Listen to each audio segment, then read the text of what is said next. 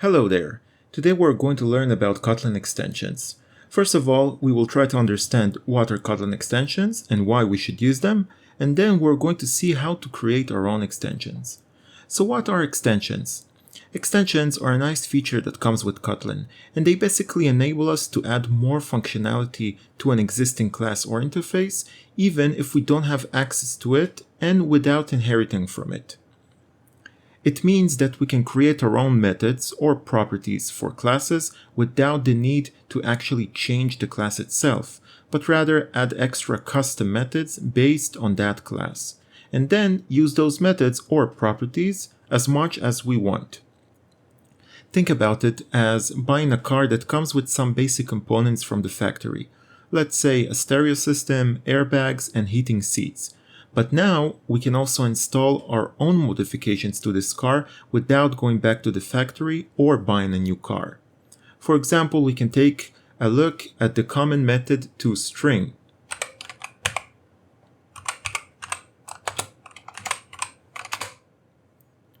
Okay, it is a method that belongs to the any class, so we can call it on every object that inherits from this class, which is basically any object. If we click on this method itself, we can see that it's a method inside the any class, and the any class is the root of the Kotlin class hierarchy. Every Kotlin class has any as a superclass. So it means that we can run toString on any class that inherits from any. And that's why we can come here and use this method on an integer or on something else, for example, on a double. Okay, but what if we want to add more methods or maybe create our own version of toString? This is where extensions come into play. Don't worry if you still don't understand. I promise that by the end of this video, everything will be clear, especially after we learn to create our own extensions and go through some examples. Of course, if you will have other questions about extensions that I won't address in this video, or requests about other subjects, please let me know in the comment section. So why we should use extensions? Well, first of all, extensions help us keep our code clean and organized. We can take entire chunks of code and put them inside an extension. This way, we can make our code look cleaner, organized, and promote readability. We're going to see examples of that later. Another thing extensions help us do is eliminate duplicate code, also known as boilerplate code. If we have parts of code that we use often, we can create an extension out of them and just use the extension instead of writing the code again and again. This also makes writing the code faster and can even help avoid bugs and typos. For example, if you're using many toasts in your projects, you can create a simplified toast with an extension, and the next time you create a toast, it will be with one word. And I'm going to show you exactly what I mean. Another cool thing is that extensions are static, and we can create them outside of a class and even in a separate file. So you can create a file with many useful extensions and bring it to every project you want. Don't worry, I'm going to show you examples for all of these things. For now, let's start with some examples. First, we're going to cover extension functions, and later we're going to learn about extension properties. So let's start by learning how to create an extension function. First of all, we're going to have some kind of variable x, and its value will be 5. Okay, so this will be an integer, right? And let's say we want to run some kind of method on this integer. If we put this dot, we can see all of the methods that we can run on this integer, right? There's many operators, there are many calculations, mathematical things. But for example, we want to create something that doesn't exist over here, okay? How do we do that? With extensions, right? So let's say we want to print this number and all of the numbers that come before it, right? We want to print something like that. 1, 2, 3, 4, and 5. So to do that, we're going to create an extension. So we basically extend this class with our own custom method. So remember, a method that doesn't exist, but we're going to create it. Because if we go into this integer, let's say we go into this integer, there are a lot of different methods that are inside of this class, but we cannot add more methods here because this is all hard-coded. It's all written inside the SDK, so there's no way for us to add methods over here. So let's call the extension something like print all numbers. Okay, right now this extension doesn't exist. As you can see, it's red, right? And if we go here and we start looking for it, it doesn't exist. We need to create it. So to create an extension, we go over here, and as I said, extensions are static, so we don't have to create them inside an activity or inside a class. So now I'm going to create it over here, but later we're going to have a special file that will contain all of our extensions. So to create an extension, we first need to say that it's a function, because after all, it's a function, it's a method that we want to extend. So we want to extend some kind of class. And now we need to specify this class, right? We want to extend the integer class. We want to create some kind of function, some kind of method that will run on integers, right? Because we're extending an integer. So we type here int, because this is the type of extension. This is the class we're trying to extend. And then we're going to specify the name of this extension, and the name is the name that we set over here. Okay, and then curly brackets. And over here, we're going to place the logic. So we're going to do something like a range of 0 to this, and we're going to do for each, and we're going to print it. So what happens here, we're simply going to go through this range of numbers. So it will go from 1, and then it will go to 2, 3, 4, until it reaches this. And in our case, this is the integer, right? Because we're extending the integer. So over here, if we pass 5, if we extend this x and the x is 5, it means that this integer is 5. So it will be 0 up until 5, right? And then we simply do a for each, and we loop over all of these numbers and we print them, right? So what will happen? It will print 0, 1, 2, 3, 4, 5. And that's a very basic logic that we created here, right? But the important thing is to understand how we create an extension method. So first of all, we specify that it's a function, it's a method, right? Then we specify the class that we want to extend, then the name of the extension, because later we are going to be able to use these extensions, so we need to know the name, right? Right now we can put a dot and we can find this extension over here. You can see it's our package. So now this extension exists in our project, and we can extend integers, because if I'm going to have a double or maybe some kind of string, we're not going to find this method, because this method extends the integer class. So besides the class we want to extend and the name, we also have a simple method format. We have 2 brackets for the parameters and the standard way to create a method, right? So it's a function, and it's really just a basic function, but we just specify that it's a function that extends some kind of class, right? So we can also receive information over here as parameters, and I'm going to show you next how we're going to do that. The thing is that we can create different extensions that do the same thing but extend different classes. Because right now we just wanted to print all of these numbers, so we had to run this extension on the integer. But what if we wanted to create the same extension with the same logic, but we don't want to run it on the integer itself, but we just want to run it inside the fragment and provide the integer as a parameter?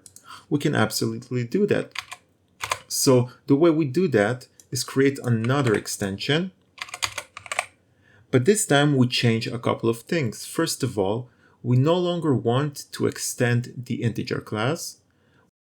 We want to extend the context class. Okay, let's just import it. And the context class is the class that this activity inherits from, right? So now we extend this context class, and the name can stay the same because it won't tell us that there's some kind of problem, because this is a method that exists inside the integer class, and this is a method that exists inside the context class, so there's no problem. But now, because we extend the context, this is no longer an integer, right? This is the context. So we need to provide some kind of number because we need a range of numbers. So for that, we're going to receive the integer as a parameter. So we're going to type num type of int, and we're going to do this. So now it will go from 1 until this number, and it will be exactly the same logic. But over here, we're extending the integer. That's why this is the integer. And over here, we're not extending the integer. We're extending the context, but we receive the integer as a parameter, and we do the same logic. So this will do exactly the same thing. But because we extended the context class, we can now call it in a different way. We can just call it over here, print all numbers, right? Because this entire activity is the context. So we don't have to extend some kind of specific integer. We can just type this method over here. But now it asks us for an integer. So we simply provide the integer. We can provide the variable, we can provide a value, but it will do the same thing. It will simply receive it, and it will print 1, 2, 3, 4, 5. And this is exactly what we wanted to do. So both of these extensions will do the same thing, but the difference is that here we extended the integer class, so we can run it on integers. And here we extended the context class, and we simply receive the integer as a parameter. So if you understand this concept, it's basically what extensions are all about. Of course, there are a lot of other things we can add, a lot of different ways we can use extensions, but this is the basic way. And if you understand that, it means you know most of what there is to know about extensions. Of course, one example is not enough. I really want you to understand and let it really stick. So I'm going to show you a few more examples with extension functions or methods, whatever you want to call it. And then we're going to move on to extension properties. So let's delete this, or actually let's just leave it over here. So I told you that if we create a lot of toasts in our project, we can make them in a more compact way, right? We can create an extension for our toasts, and then it will be faster and easier to create these toasts. So let's do that right now. So usually when we create a toast, we type in something like that, toast, make text, then we pass in the context, we have some kind of message, and we specify the length and show, right? So it's not too bad, right? It's just a very short line of code. But if we want to make it even shorter, we can use extensions. So for that, we're going to create two versions like we did here, just so you understand it better. So the first version will be extending the context like we did here. We're going to create fun context and we're going to call it show toast. Okay. And then we're going to pass a string, and this will be the message that we get over here. Okay. And then we're simply going to take all of this and place it inside. But now we need to do a few changes. First of all, because we extend the context, we can leave it like this, right? Because this is the context. The same way that if the toast is over here, this is the context, because we write this line of code inside of our activity. It means that it's inside the context. And here it's the same thing. We extend the context. So this is the context. And the message will be this string. So we can take this message variable and just place it over here. So now we can call this extension show toast, and we can find it over here. And remember, because we extended the context class, we can call it straight from the context, and it waits to receive a message. So we can say message, and now it's going to show a toast. So instead of all of this, we simply created one word and we pass the message, right?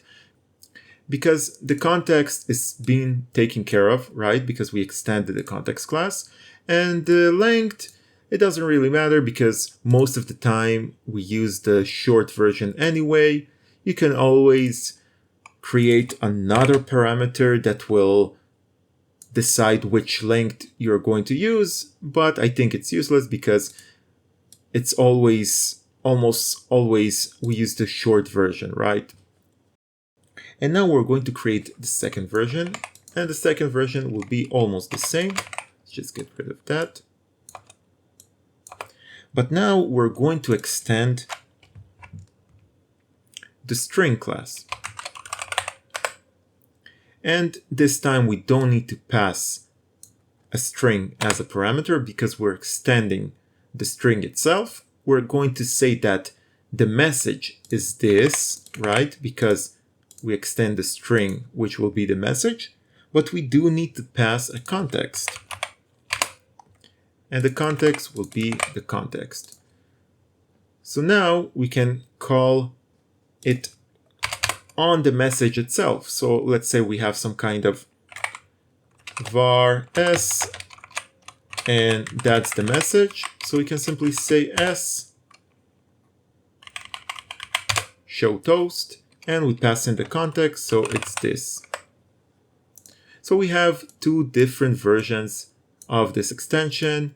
It's really up to you, whatever you prefer. I like this one because we don't have to deal with the context. The important thing to take from it is that when we come and want to create an extension, we need to figure out what will be the class that we extend and what is the most logical class to extend, right?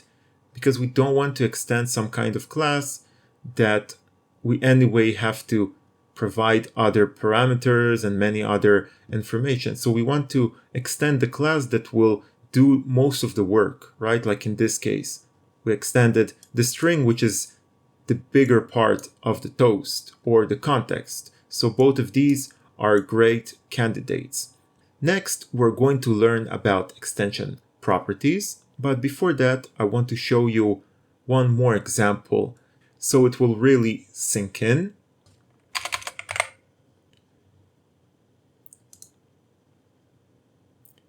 Let's just import all of these things. So let's see what's going on over here. We have an extension, but this time we're extending something that is not our regular classes, right? We're extending an edit text. And we can absolutely do that. So think about it. If we can extend edit texts, then we can extend a lot of things. So our possibilities are becoming even greater. Over here, we simply extend the edit text class and we create an extension that is called validate username. And this extension returns a Boolean. So it does some kind of calculation and then it returns a Boolean. So first of all, we take the text, and what text? It's the text of the edit text, right? So instead of writing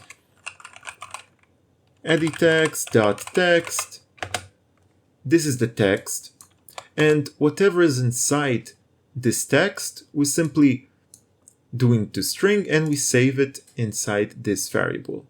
Then we create some kind of pattern that we want our username to follow, right? So this is a valid pattern. We save it inside this variable, and then we match the username to this pattern. And we see if the username that is saved over here follows and matches this pattern. And then we simply check if the matching is valid. And if it's valid, it's going to return true and it's going to save it here. So then we can check if it's not valid, then we're going to create some kind of error. Maybe we're going to return this error. Maybe we're going to send some kind of toast or something like that. But anyway, we return this Boolean and eventually we return it from this extension. And then inside our activity or fragment, we can simply call this extension on some kind of edit text that we have, right? I don't have any edit text over here, so that's why it's red. But for example, we have some kind of edit text. I can simply call this extension on the edit text and it will return a Boolean if the username inside is valid. And then I'm going to save the Boolean over here and do all kinds of tests. And the cool part that I want to show you is that we can actually take all of our extensions. Let's just get rid of that because I don't like this color. And we can go over here and create some kind of utility package. And inside the utility package, we can create a file that is called my extensions. And we don't need a class, right? Because as we said, extensions are static. But then we can take all of our extensions, cut them, and paste them inside this file. Okay? So you see, there's no warning. Everything should work. And then when we go back, we simply need to import them. And it will find them inside this file. So I really hope that all of these examples helped you understand what are extension functions. And now we're going to learn about extension properties. So the same way we extend functions, we can also extend properties. Extension properties are not used as much, but they can be useful in different situations, so it's a good thing to know about them. So let's say we have some kind of class.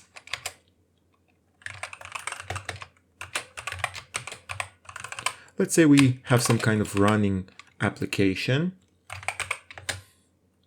So we have kilometers of type int, we have hours of type int, and then we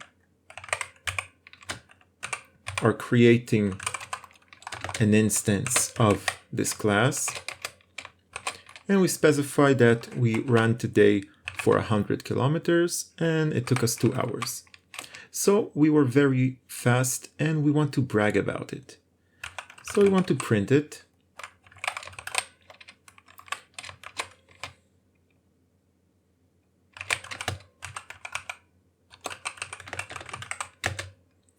And what we would normally do is just go into our instance and find the speed property or something like that, right? But we don't have a speed property for this class. And let's say for the sake of the example that it's not even our class. So we can't come here and create a speed property. Let's say that this class is not ours. It's the same way we cannot change the string class or the integer class. So we cannot add a speed property to this class, but we do want to do something like that. So one way we can do it is simply by creating some kind of method that will calculate the speed. It will divide the distance by the time, and it will return us some kind of integer, and then we're going to put it over here. But what if we want to have some kind of property that we can use over and over without this method? So for that, we can use an extension property. So over here, of course, we need to put it in curly brackets. And right now we can see that it's red because there's no property named speed inside of our runEntry class. To create this kind of property, we can go over here, and instead of fun, because this time it's not a method, but a property, we type in var, and then we specify the class we want to extend, the same way we did with the methods, and we give the name. Okay? This time we need to specify that this property will be of type int, right? Because it's not a method, it's a property. So we need to specify what type it is. And this time it will be an int. So right now the compiler doesn't like something. So we can see, and basically it tells us that we need to create getters and setters.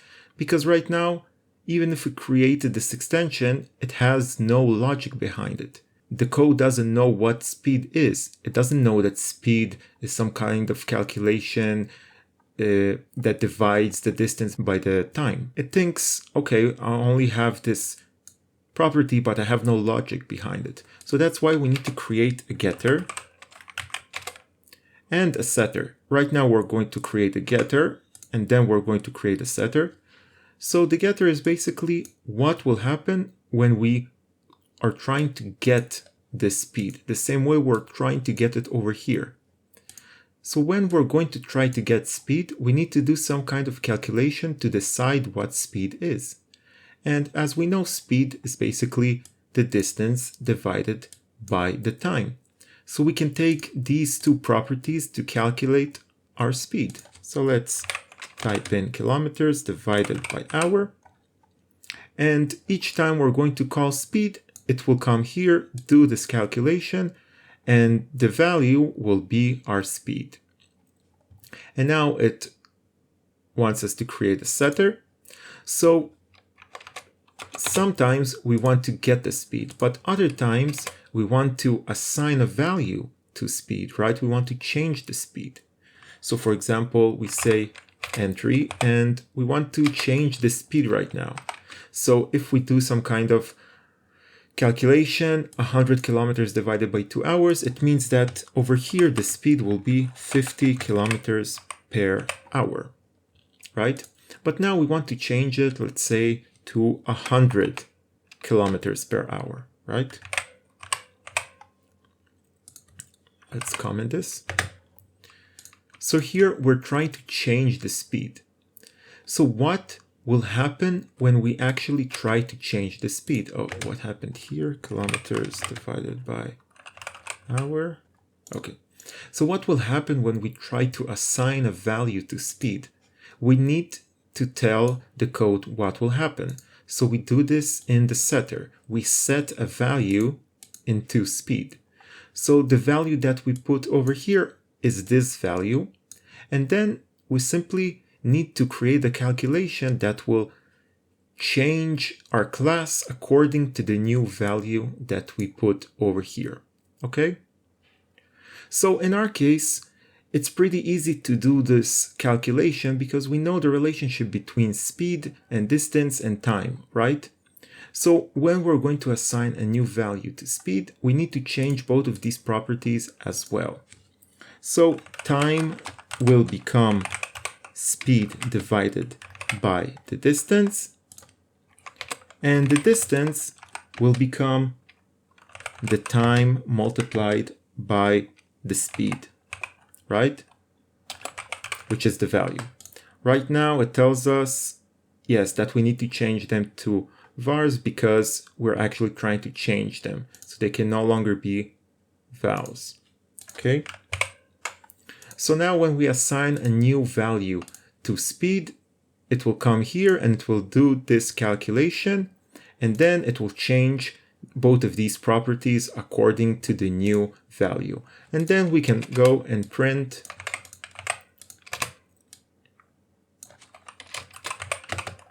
the new distance is entry kilometers, and the new time is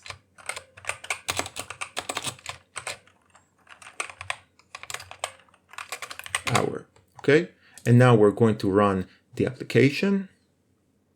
So now we can see that it first printed this print line. So the speed was really 50 kilometers per hour. But then when we changed the speed, the distance and the hour changed accordingly. So the new distance was 100 kilometers and the time was 1 hour, because 100 kilometers per hour is really 100 kilometers per hour as a speed.